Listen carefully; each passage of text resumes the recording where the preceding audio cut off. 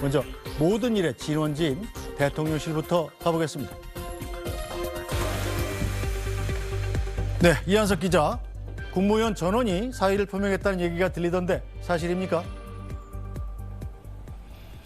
네, 일단 그 전에 먼저 전해드릴 소식이 있습니다. 이 한덕수 국무총리를 비롯한 국무위원 그리고 한동훈 대표를 비롯한 국민의힘 지도부와 대통령실 참모들이 오늘 오후 2시부터 지금 긴급 회동을 삼청동 총리 공간에서 막 시작을 했습니다.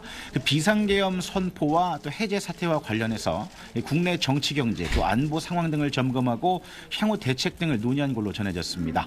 윤석열 대통령은 당초 오늘 예정했던 일정은 모두 취소했습니다. 비상계엄 해제 긴급 담화 이후에 향후 공식 일정도 하지 않기로 한 걸로 전해졌습니다. 당분간 한덕수 국무총리를 중심으로 정부 여당이 향후 수습 방안을 모색할 걸로 보입니다.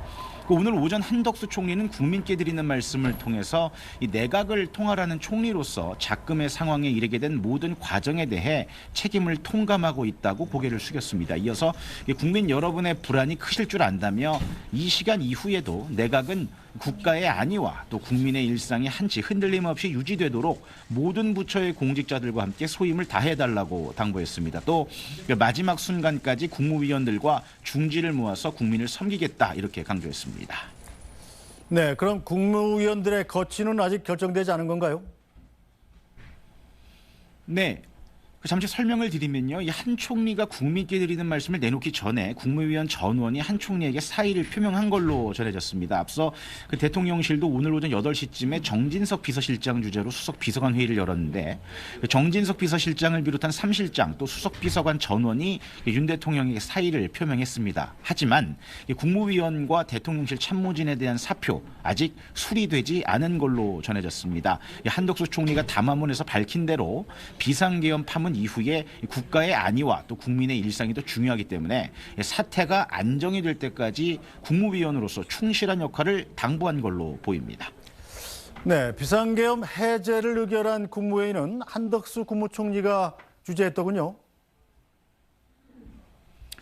그렇습니다. 하지만 그 대통령실은 아직도 비상계엄 선포 과정에 대해서는 공식적인 입장은 밝히지 않고 있습니다.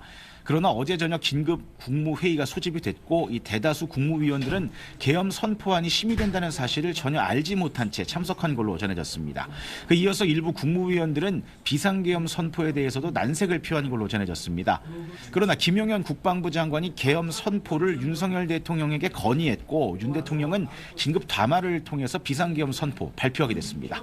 대통령실 참모들도 대국민 담화 직전까지 내용을 모를 정도로 극비리에 또 아주 전격적으로 추진된 걸로 전해집니다. 다만 지난주부터 민주당이 검사들과 또 감사원장 탄핵을 추진한다 이런 움직임이 본격화되면서 대통령실은 헌법 유린 행위라며 야당을 향한 비판의 목소리를 높여왔단 말이죠.